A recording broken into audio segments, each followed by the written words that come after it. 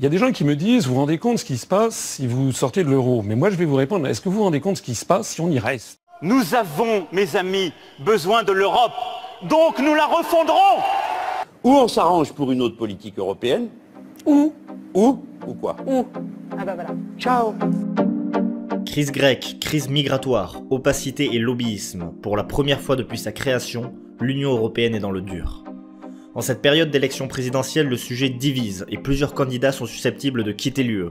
Mélenchon, Le Pen, Asselineau, tous évoquent une Europe qui prend trop de place dans les décisions politiques franco-françaises. Mais concrètement, qu'est-ce que ça implique? Qu'est-ce qu'on a à perdre et à gagner de quitter l'Union européenne, notamment sur le plan économique? Est-ce que le Frexit serait aussi horrible qu'on voudrait nous le faire croire? On décrypte.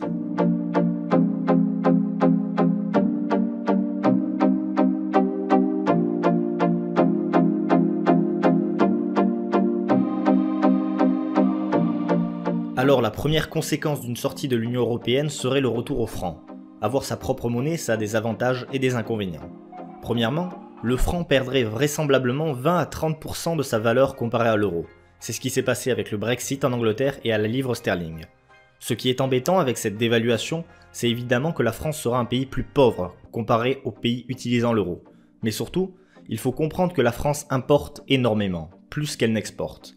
Et quand un consommateur français va vouloir acheter du riz thaïlandais, un téléphone coréen ou une voiture allemande, il va le payer plus cher que s'il l'avait payé en euros. Ça tombe sous le sens. Et ajoutez à ça que la perte du pouvoir d'achat des Français va faire baisser la consommation, on obtient ce qu'on appelle une rétroaction positive, qui est très négative ici. Je m'explique. Si Madame X achète son riz plus cher, elle n'a plus les moyens pour aller disons au coiffeur toutes les semaines. Elle n'ira donc que toutes les 2 semaines. Sauf que des Madame X, il y en a plein. Et la coiffeuse qui perd du chiffre d'affaires est obligée de licencier une de ses coiffeuses, qui étant au chômage et payant son riz plus cher, va moins consommer, n'allant plus au cinéma, celui-ci va faire faillite, licencier ses employés, et ainsi de suite. Vous avez compris l'idée.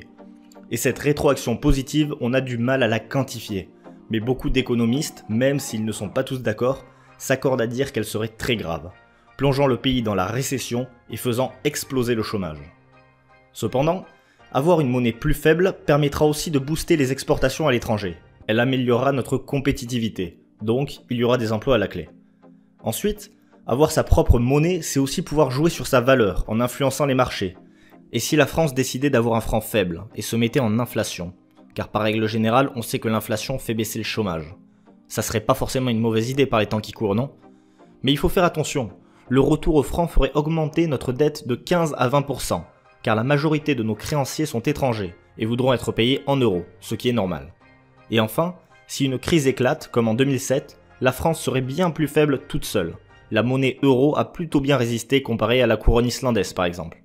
Mais il y a aussi le revers de la médaille. Faire collaborer l'économie de l'Allemagne et de la Roumanie avec une monnaie unique, c'est très périlleux. Le premier a besoin d'un euro fort et le second d'un euro faible. Qui choisir? On a imposé à la Grèce un euro très fort et ça a bien contribué à sa chute. Tout n'est pas rose avec la monnaie unique, loin de là.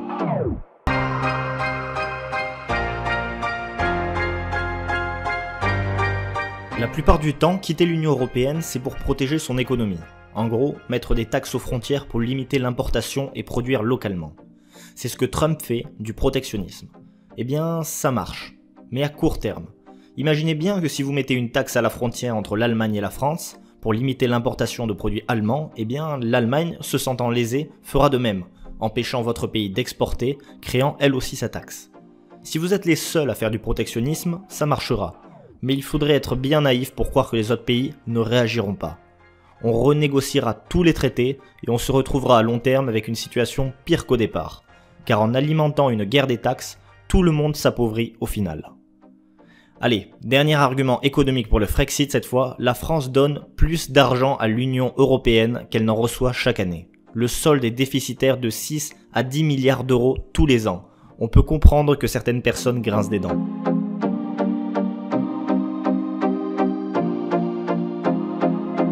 Et bien pour le reste, il y a beaucoup d'inconvénients et pas beaucoup d'avantages, j'en ai bien peur.